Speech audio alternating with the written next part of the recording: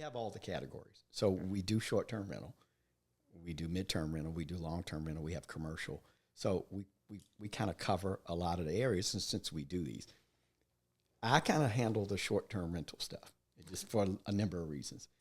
Now, that does go through a platform, which you guys are familiar with, Airbnb and the other platforms. So we are on those platforms. So that handles a lot of the kind of the booking and all that part of it, which it's convenient. You know, there's a fee paid, but it makes it pretty convenient because they also do the rating of, you know, do they have any reviews? Yes, no, 1 star, 5 star, whatever the case may be. So you kind of do have something that's already been done for you for screening. So let's say if we did have a relative or someone that called, they've got to be on the platform to book. Okay. And we have had some occasions where, like, just for family, I'll book it out and block it and let the family stay for Thanksgiving.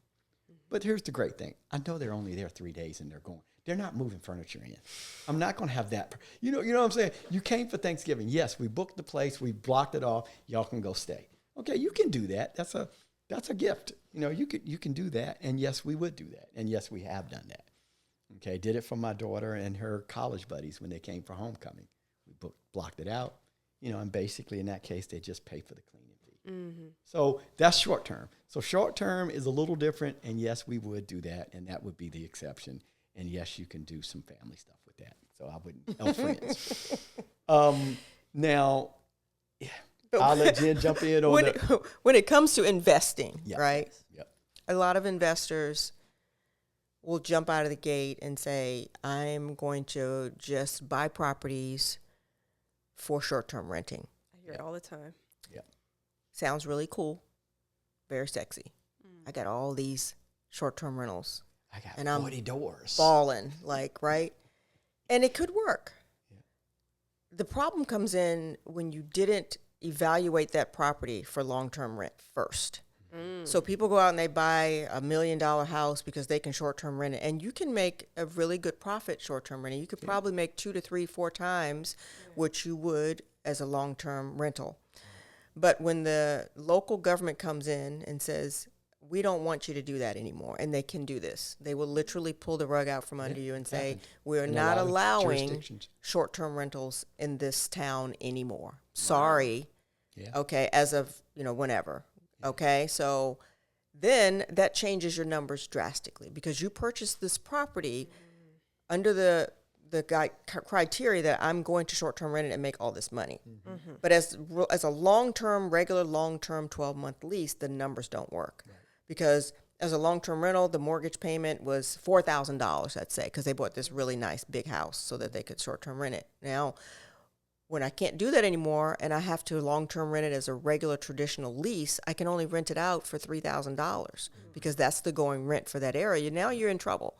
Yeah. Now you have to let that house go or whatever, or you're going to come up with the difference between the $3,000 and the $4,000, and you hate this house now. You don't want it anymore. Yeah, you hate real estate. You hate everybody. It's not cash flowing. And the thing that's so crazy about this, because we have this, we've got this in our portfolio now. We have a property because of where it is, because of the location, and because of some of the events. We're near a Coliseum. We're near a lot of stuff. We're near military bases, and so in peak season, you could do just one unit. You could do 10, 12 grand in a month, 14 grand in a month, one unit, way 10 times the mortgage. Okay, but if that thing goes south, which is not the way we buy them, and let's say, which now has happened, and they're saying we only want X amount of percentage of Airbnb properties in any one community.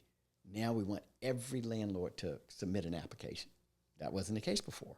And so here's our 8 to 10 grand average a month. All of a sudden, it's like, and they're saying, well, you can only have 1% in each neighborhood.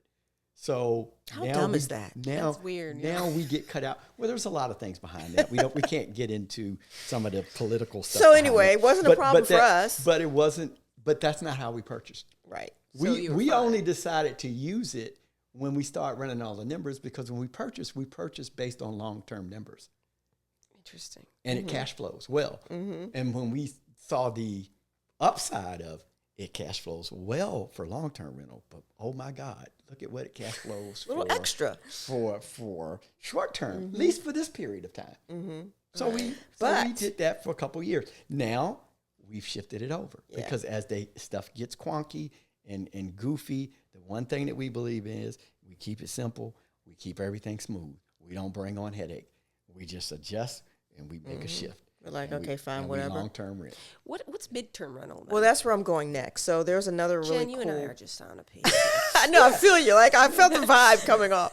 Not a lot of people know about it. It's a really cool rent strategy.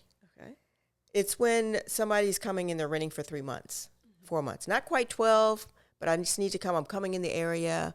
Maybe And for I only work. need to rent. It's usually for work. It could be for travel nurses, travel, Could travel, be an engineer. travel traveling professionals. for We something see like it all the that. time. It's super cool. And the reason why it's so popular now is because there's a shortage of nurses, and there's this whole new category. I don't even know if it's new, but it's more popular now, where nurses are traveling around from state to state within the country, and they usually have an assignment that lasts It 3.5 really months. bounced up during COVID. Yeah. Yeah. It really. They come and they it stay for really 3.5 exploded. months and they roll out. So now you don't have a short-term rental. So you don't fall under the short-term rental rules. Right. You're now midterm renting, and they're under a lease for, 3 months, 6 4 months.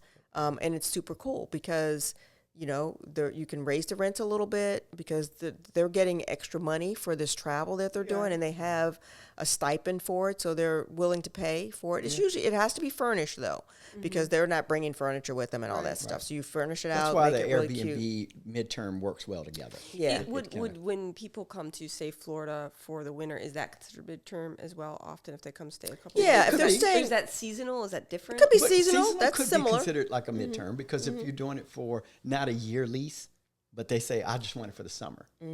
That could, that certainly could categorize. And then in between, you're probably everybody's near some sort of a hospital or something. school. Sometimes, There's stuff like that, actually a platform that was built specifically for this purpose for midterm renting.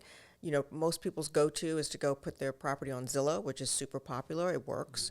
And there's other places you can go to as well. But for midterm rental, for traveling professionals, primarily medical professionals, there was this whole platform that this couple built. It's called Furnished Finder.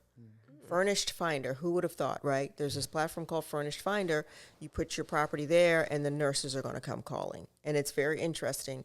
We've had nurses, we've had actually college interns that come to the area to work at like the NASA. Yep. And they come and they stay for 3-4 months, and they roll out, and then we do it again, and we do it again, we do it again.